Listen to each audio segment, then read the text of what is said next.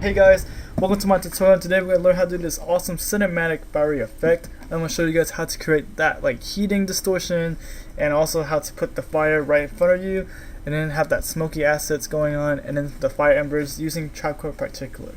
So this tutorial will consist of two parts. The first part of this tutorial is focused on just like compositing our assets together and tracking them into a 3D space.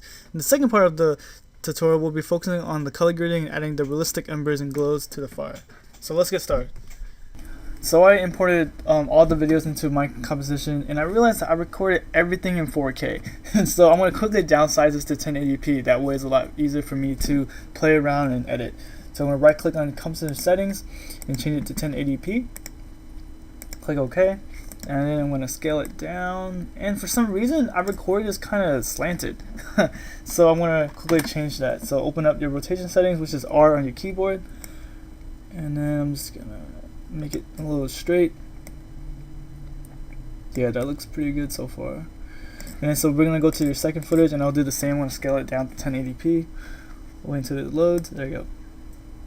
Oh yeah, so to create this awesome like lighting effect, I took like a flashlight that was laying around, and I told my brother to swing it in front of my face and then away from my face. That way it creates like a realistic Firey effect lighting.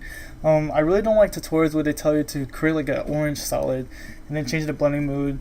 It just lighting, like artificial lighting in After Effects, for me it looks a little bit fake.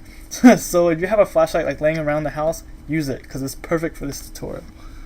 So for the first video, forgot. So we're gonna pre-comp the first video to get ready for tracking. So we're gonna pre-comp this, move all attributes, and adjust composition duration. Click OK.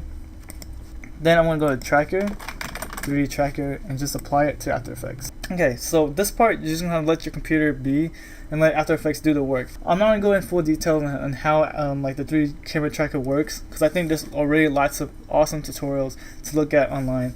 So I'm just gonna leave it here, and I want to come back after the 3D camera tracking is done. Alright, so the 3D track is done, and as you can see it created some points for us. The next step is to highlight the points that we need. In this case, we're going to be highlighting the points around this trash can right here. Since we want the fire to be like right in front of us, we need to find an object that is right in front of us. And so we're going to highlight these points right here, and we're going to right click and to create a null in camera. And in this tutorial we might not need a null, so we're going to turn it off for now. The most important thing is that you created that camera. Alright, so I want to import my fire stock footage in, and you can use any free fire stock footage you want. I got this from Copilot. It is a little expensive, but if you don't have that kind of money, just use any stock footage you have. So in order to make this fire stock footage track into our scene and follow the constraints of the camera that we just created, we're going to have to make it into a 3D file. So we're going to click on this button to make it into a 3D file. And it looks good so far. It's tracking to our scene. However, it's inside the wrong Z position. Now sometimes it happens, sometimes it doesn't. In this case it did happen. There's a problem with the Z position, and that's okay. We're going to fix that by pushing it back into the scene. So I'm going to click P to open it up, and then we're going to go to this last number here. This represents your Z position of your camera, right? So we're going to have to push it all the way down into our scene to make it look like it's not right in front of me. So I'm going to increase this, and this still looks like it's like right in front of me, like right here. So we want it to be where this trash can is, right here. So we're going to push this back even further. So I might go to like 12,000. Let's see. And don't worry if you go to those big numbers, you can always scale it back up to make it look bigger. It still looks a little bit off. It still looks like it's in front of me. So I'm going to push it back even further. So maybe 23,000. And I'm going to scale it back up. I'm going to change this to 23,000. Yeah, that looks a lot better. Oh yeah, so to get rid of the black, we're going to change the blending mode to screen. And let's look at it. Ooh, that looks pretty good. That looks good. Alright, so the next step is to just make that like wall of fire, I guess you call it. And so to do, what I did is I just duplicate the layer and change it to a different time and just start moving it. But make sure it has the same or similar Z space, like so. So that way it looks like it's in the same spot, but a different fire. So I'm just gonna duplicate again, change the time. That way it looks like it's a different fire. Maybe change the size a little bit. That way it doesn't look like it's from the same stock footage. So I'm just gonna keep doing that for the next like probably 5 minutes, and I'll be back whenever it's done. Alright, so everything looks good so far. We created that wall of fire or whatever thing, and it looks good. It looks pretty good so far. Okay, so next step is to trim down this footage. So I'm just gonna shift click on all of them, control shift D to split it, and then click delete. So now it's just on the first part of the video. So the next step is to do our rotoscoping, and that's super important because the more accurate your rotoscoping is, the better the effect will be. So you're gonna have to go frame by frame. It's really tedious, but I'm telling you, at the end, it's totally worth it. So we're gonna duplicate our original footage, and I'm just gonna rename the first one original footage, and the second one rotoscope. So then we're gonna have to move the rotoscope layer all the way to the top, and that's really important. Make sure everything's on top. So we're gonna go to the beginning, click our roto brush tool, which is right here, and double click, and now we're inside the rotoscoping menu. So this is where we start rotoscoping ourselves. So I'm just gonna draw wherever I want to keep, and I'm just gonna make the brush size smaller so I can get my arm. So just hold control and drag downwards to make it smaller, and control upwards to make it bigger. So I make it smaller, and it looks good so far. Yeah, so I'm just going next frame. And like I said, it's really tedious, but I'm telling you, the more accurate you are, the more real it looks. So far it looks pretty good. Oh, and if you made a mistake, like if you accidentally mark the trash can and you don't want the trash can to be inside your scene, all you gotta do is just Alt and then start clicking, and it just switches to the red brush, and which just deletes whatever you want. So I'm just gonna delete this trash can because we really don't need it.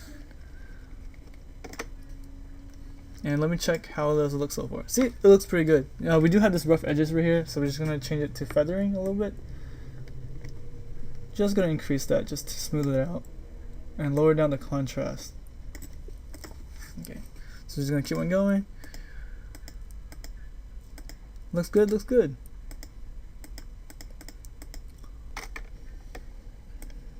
Let me just delete this part just in case.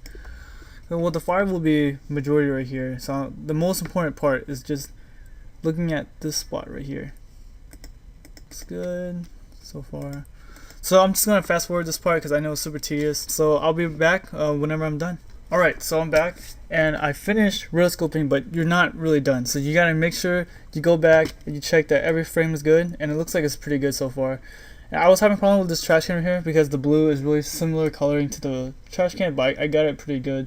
So after you finish rotoscoping everything, you gotta freeze it, and that's the most important part.